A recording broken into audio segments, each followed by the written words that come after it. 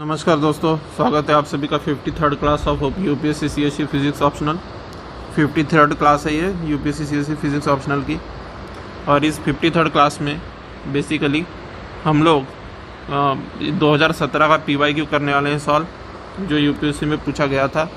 UPSC CSC physics optional में पूछा गया था 2017 में, जो movement of inertia of A diatomic molecule के बारे में था, वो हम बेसिकली करने वाले हैं। ठीक है ना। तो देखिए दोस्तों, वो क्वेश्चन के एग्जैक्ट वर्ड्स मैं नहीं बता रहा हूँ, पर उसका कंसेप्ट मैं यहाँ पे करा के दे रहा हूँ, तो आप क्वेश्चन सॉल्व कर पाओगे। ठीक है ना।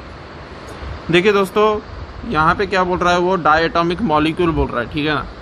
डायटोमिक मॉलिक्यूल होता क्या है बेसिकली, देखिए मोनो एटॉमिक अगर कोई चीज़ है, मोनो एटॉमिक मतलब अगर यदि उसमें एक ही एटम है, ठीक है ना, तो that is simply an atom. ठीक है ना। पर अगर मैं मॉलिक्यूल की बात करूँ तो मॉलिक्यूल ऐसे ही चीज़ें होती है जिनमें दो या दो से ज़्यादा एटम होते हैं। तो दो या दो से ज़्यादा एटम हो जाएंगे तो मॉलिक्यूल बन जाएगा कोई भी चीज़। ठीक है ना। अब डायटोमिक मॉलिक्यूल बोल रहा है, मतलब डाई मतलब टू। ठीक है ना। तो दो एटम वाला मॉलिक्यूल है आपका। ट्राइएटॉमिक मॉलिक्यूल कैसा होगा, तीन एटम वाला मॉलिक्यूल होगा। ठीक है ना। जैसे कि H2O का मॉलिक्यूल होता है, H2O का मॉलिक्यूल इट इज़ ट्राइएटॉमिक। ठीक है ना। लेकिन हम यहाँ पे डायटोमिक मॉलिक्यूल की बात कर रहे हैं, यानी कि आपका कार्बन डाइऑक्साइड की तरह मॉलिक्यूल होगा। ठीक है ना। Linear molecule. ठीक है। लीनियर मॉलिक्यूल होगा और उसमें दो एटम होंगे। ठीक है ना। So such a molecule is called as diatomic molecule. ठीक है ना। सो इसका मोमेंट ऑफ इनर्शिया हमें निकालना है, ये 2017 में पूछा गया था। ठीक है। तो देखिए दोस्तों, इसमें अजम्पशन क्या है, आपने बचपन से पढ़ रखा होगा, बचपन से पढ़ा भी होगा तो भी, पर आप भूल चुके होंगे। लेकिन अगर आपका केमिस्ट्री सब्जेक्ट भी रहा है फिजिक्स के साथ साथ, तो आपने केमिस्ट्री में एक बात ज़रूर समझी होगी कि जो आपके मॉलिक्यूल्स होते हैं, ठीक है ना, जो आपके डायटोमिक मॉलिक्यूल्स होते हैं, उनमें वाइब्रेशनल मोशन होते हैं, रोटेशनल मोशन होते हैं, ट्रांसलेशनल मोशन होते हैं। ठीक है ना। वाइब्रेशनल मोशन, तो तीन प्रकार के मोशन होते हैं मॉलिक्यूल्स में, वाइब्रेशनल, रोटेशनल एंड ट्रांसलेशनल। ठीक है ना। Now this three type of motion in a molecule, मान लीजिए ये मॉलिक्यूल है मेरा। So what is vibrational motion? Vibrational motion मतलब कि कुछ इस तरीके से। ठीक है ना। मतलब ये एटम्स यहाँ जाएंगे तब ये एटम यहाँ आएगा। ठीक है। और ये एटम जब दूर जाएगा तो ये भी एटम दूर जाएगा। मतलब कि एक स्प्रिंग की तरह मान सकते हो। ठीक है ना। स्प्रिंग की तरह वाइब्रेशन होगा उनमें। ठीक है। स्प्रिंग की तरह वाइब्रेशन होगा, ऐसा ऐसा ऐसा ऐसा। मतलब मॉलिक्यूल की लेंथ बढ़ेगी फिर घटेगी। ठीक है। फिर बढ़ेगी फिर घटेगी, ऐसा वाइब्रेशनल ऑसिलेशंस चलते रहेंगे मॉलिक्यूल में। ठीक है ना। So that is called as vibrational motion. ठीक है। Now what is rotational motion? Rotational motion मतलब जो अभी हमारे क्वेश्चन में काम का है, मतलब कि ये डायटोमिक मॉलिक्यूल है और ये एक्सिस के अबाउट, मान लीजिए ये एटम रोटेट कर रहा है। समझ में आ रही बात? Not atom, molecule. ये डायटोमिक मॉलिक्यूल मान लीजिए इस एक्सिस के अबाउट रोटेट कर रहा है। ठीक है ना। तो such motion is called as rotational motion. And what is translational motion? जब पूरा का पूरा मॉलिक्यूल कहीं ट्रैवल करे। ठीक है ना। जैसे गैस और लिक्विड के मॉलिक्यूल ट्रैवल करते हैं एक दूसरे से दूसरी जगह, एक जगह से दूसरी जगह, that is called as translational motion. ठीक है ना। पूरा का पूरा मॉलिक्यूल ही चल रहा है। ठीक है। रोटेशनल मोशन मतलब कि उस मॉलिक्यूल का अपने एक्सिस के अबाउट रोटेशन। और वाइब्रेशनल मोशन मैंने बता दिया, स्प्रिंग की तरह, कंप्रेशन फिर एक्सपांशन, कंप्रेशन फिर एक्सपांशन। ठीक है ना। स्प्रिंग की तरह, तो दैट इज़ वाइब्रेशनल। नाउ यहाँ पे हम कंसिडर कर रहे हैं movement of inertia of a diatomic molecule. ठीक है ना। तो क्वेश्चन ऐसा पूछा गया था 2017 में कि मूवमेंट ऑफ इनर्शिया निकालना था, मतलब कि रोटेशनल मोशन कंसिडर करते हुए निकालना था। ठीक है ना। मतलब आपको कौन से दो मोशन को इग्नोर करना है? वाइब्रेशनल मोशन को इग्नोर करना है और ट्रांसलेशनल मोशन को इग्नोर करना है। आपको केवल और केवल रोटेशनल मोशन कंसिडर करना है। समझ में आ रही बात?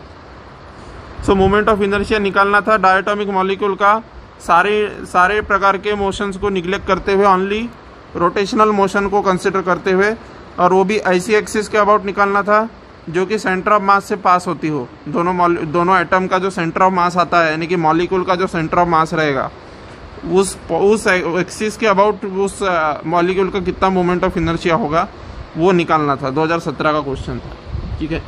सो देखिए यहाँ पे मैंने ये एक अजम्पशन ये लिया है कि वाइब्रेशनल मोशन यानी कि स्प्रिंग की तरह कंप्रेशन एक्सपांशन नहीं हो रहा है, इसीलिए वाइब्रेशनल मोशन को इग्नोर करने के लिए मैंने क्या अज्यूम किया कि ये जो दो एटम है ये एक इनकम्प्रेसिबल लाइट रॉड से अटैच्ड है, ठीक है ना। ये जो दो एटम्स है आपके, ये एक ऐसी रॉड है जो कि लाइट है, पहली बात बहुत हल्की, ठीक है, लाइट है और इनकम्प्रेसिबल है, ठीक है ना। इनकम्प्रेसिबल है मतलब इट इज़ रिजिड रॉड, ठीक है ना, हाईली रिजिड, ठीक है। सो इसका मतलब क्या हुआ कि ये जो स्प्रिंग समान जो मोशन होता था वो इग्नोर कर दिया जाएगा, ठीक है ना। So that motion does not exist here, ठीक है। So it is a hypothesis, ठीक है ना, हाइपोथेटिकल असम्पशन है ये, it is not a reality, ठीक है ना। रियलिटी ये है ही नहीं। रियलिटी क्या है? रियलिटी में तो स्प्रिंग के तरह कंप्रेस भी होता है मॉलिक्यूल, स्प्रिंग के तरह एक्सपांड भी होता है, फिर से कंप्रेस भी होता है, इस तरीके के ऑसिलेशन चलते रहते हैं रियल लाइफ में तो मॉलिक्यूल में। लेकिन यहाँ पे हम हाइपोथेटिकल सिचुएशन अज्यूम कर रहे हैं कि vibrational motion are not there, मतलब कि ये रिजिड रॉड से कनेक्टेड है दोनों एटम्स, ठीक है ना। Just for simplicity of calculation we are assuming this, ठीक है ना। Otherwise the complicated the problem will become so complicated that even Newton won't be able to solve it, ठीक है ना। इतना कॉम्प्लिकेटेड हो जाएगा अदरवाइज प्रॉब्लम आपका, ठीक है। सो इसलिए वाइब्रेशनल मोशन को जो है इग्नोर किया जा रहा है, ठीक है। ट्रांसलेशनल मोशन को भी इग्नोर कर दिया गया है, ओनली रोटेशनल मोशन हो रहा है, ऐसी एक्सिस के अबाउट हो रहा है रोटेशनल मोशन जो कि सेंटर ऑफ मास से पास करती हुई एक्सिस है, ठीक है। अब एंटी क्लॉकवाइज है कि क्लॉकवाइज है वो क्यों नहीं दिया है? क्योंकि that does not matter, moment of inertia is independent, कि रोटेशन क्लॉकवाइज हो रहा है कि एंटी क्लॉकवाइज हो रहा है, उससे इंडिपेंडेंट होता है मोमेंट ऑफ इनर्शिया, ठीक है ना। So that's why we need not consider कि किस सेंस में हो रहा है रोटेशन, ठीक है ना, उसकी कोई ज़रूरत नहीं। Only orientation of axis is important, और एक्सिस जो है सेंटर ऑफ मास से पास हो रही है और परपेंडिकुलर है line joining the two atoms के, जो वो लाइट रॉड जो हमने अज्यूम की थी उसके परपेंडिकुलर है ये रोटेशन की एक्सिस, ठीक है ना। So let R be the distance between the two atoms of masses m1 and m2, ठीक है। m1 एंड m2 मासेस के डिस्टेंस है स्मॉल r, और इनका सेंटर ऑफ मास मान लीजिए r1 डिस्टेंस पे है m1 से, और centre of mass r2 distance पे है m2 से, ठीक है ना। और m1 और m2 जो दो एटम्स है इनके बीच में सेपरेशन है स्मॉल r के बराबर, ठीक है ना। सो the axis of rotation passes through C and it is perpendicular to the internuclear axis, ठीक है ना। इंटरन्यूक्लियर एक्सिस क्यों कहा? क्योंकि ये एटम कुछ इस तरीके का होगा, ठीक है। दूसरा एटम जो होगा इनके ऑर्बिटल्स इस तरीके से ओवरलैप हुए होंगे, ठीक है। तो इसका न्यूक्लियस यहाँ है, इसका न्यूक्लियस यहाँ है, तो ये इंटरन्यूक्लियर एक्सिस हो गया, ठीक है ना। तो ये ऑर्बिटल कैसे ओवरलैप कर रहे हैं इससे हमें लेना देना ही नहीं है, ठीक है। ये इंटरन्यूक्लियर एक्सिस से ही हमें लेना देना है, समझ में आ रही है बात। So that's why it is called as the centre of mass का जो सेंटर ऑफ मास से जो पास होने वाला एक्सिस ऑफ रोटेशन है, it is perpendicular to the internuclear axis, ठीक है, ऐसा कहा गया है, ठीक है। So let's move on towards our next thing.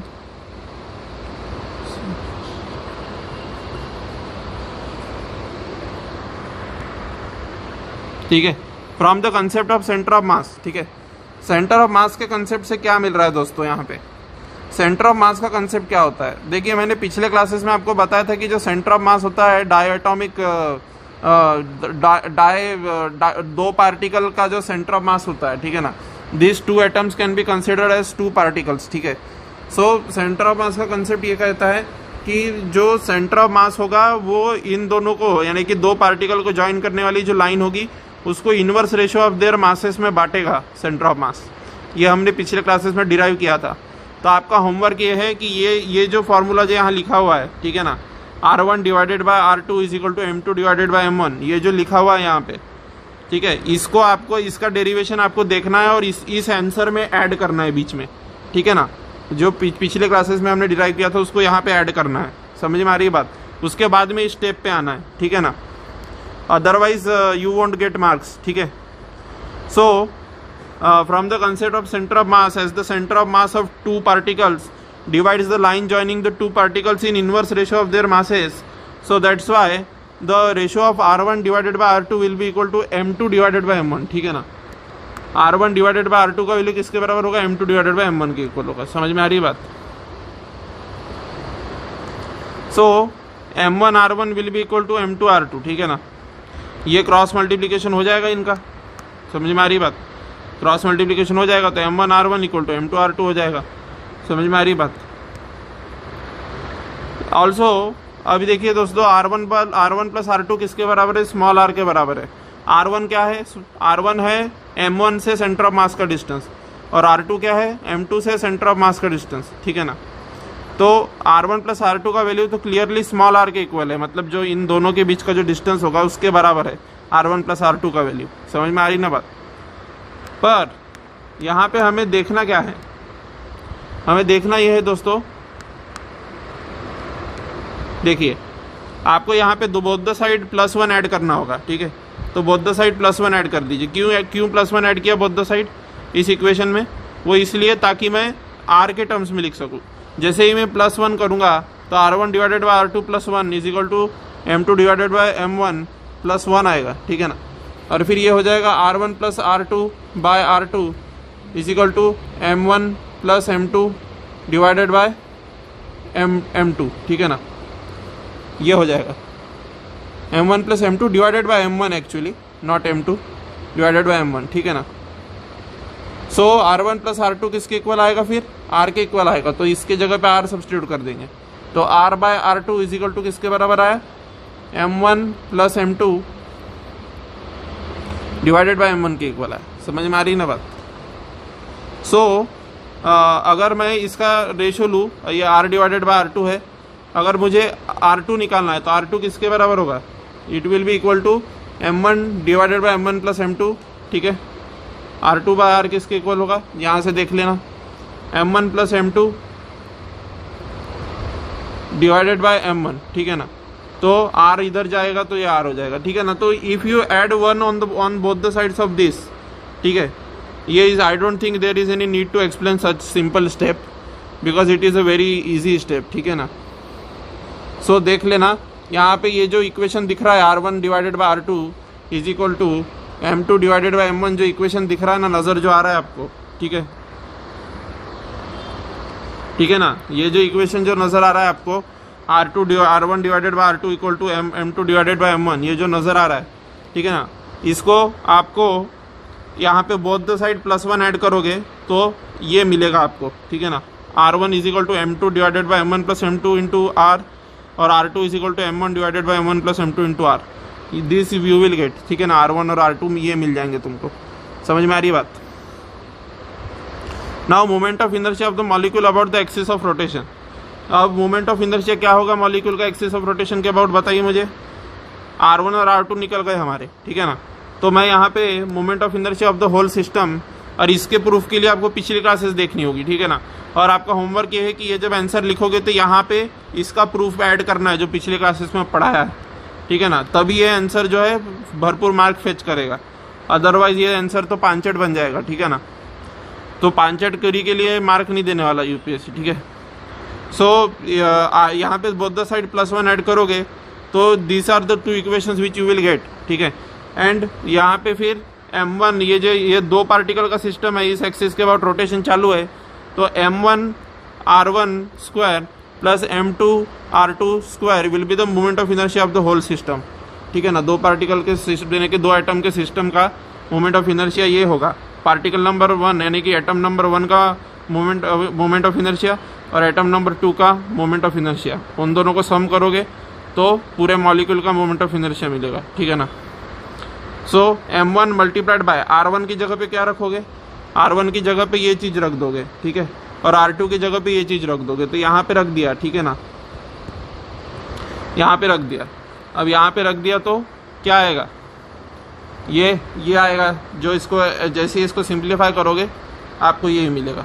ठीक है, तो इसको सिंप्लीफाई करना I don't think there is any need.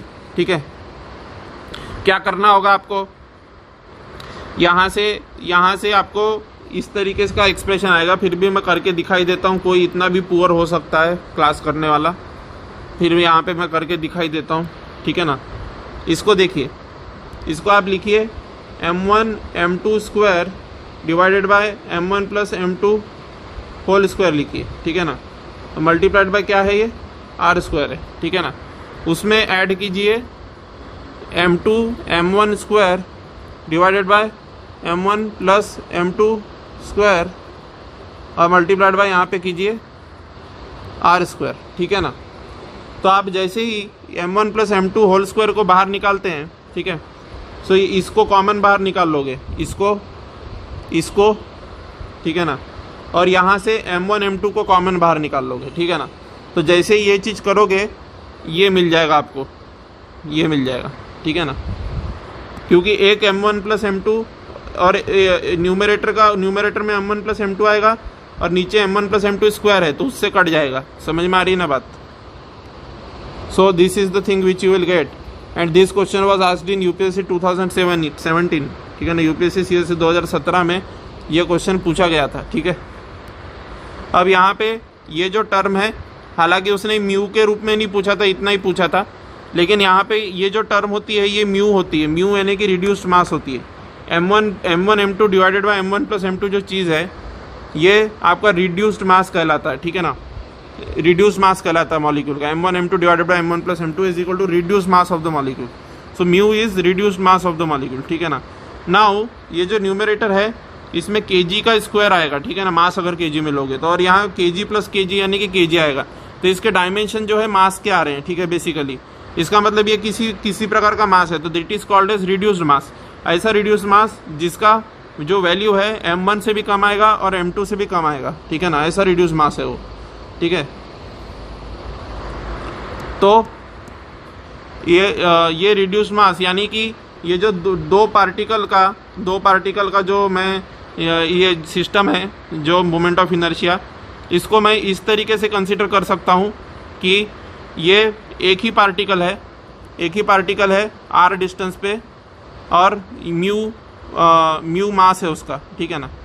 ऐसा कंसीडर कर सकता हूँ। मतलब ये दो पार्टिकल का जो सिस्टम है यानी कि दो एटम का जो सिस्टम है उसको मैं, एक ही पार्टिकल है r डिस्टेंस पे और म्यू मास है उसका, ऐसा एक पार्टिकल है उसके इक्विवेलेंट इसको कंसीडर कर सकता हूँ, दो पार्टिकल के सिस्टम को, ठीक है ना। So that's why this is being called as m1 m2 divided by m1 plus m2 is being called as reduced mass, ठीक है ना। रिड्यूस्ड मास कहा जा रहा है क्योंकि ये उस जो एक ही पार्टिकल जो कंसीडर करोगे r डिस्टेंस पे जिसका मास म्यू होगा उसका मास दर्शा रहा है म्यू के रूप में। तो ऐसा ही ये इमेजिनरी वो आ गई, ठीक है ना, फिर से इमेजिनरी लाइन आ गई। जैसे रेडियस ऑफ गायरेशन था वैसा ही कुछ ये आया है। समझ में आ रही है ना बात। So mu is called as the reduced mass of the molecule, ठीक है। हाँ, so theorem of perpendicular axis we will do in the next class and this question was asked in 2017, ठीक है। थ्योरम ऑफ परपेंडिकुलर एक्सिस अगले class में करने वाले हैं। तब तक के लिए अपना ख्याल रखिएगा। जय हिंद भारत, जय भारत। अपना ख्याल रखें और चैनल को लाइक कर दें और सब्सक्राइब कर लें और टेलीग्राम ज्वाइन कर लें। विदाउट फेलियर टेलीग्राम ज्वाइन करें क्योंकि उस पर सारे नोट्स मैं भेज रहा हूँ, ठीक है ना। So thank you very much.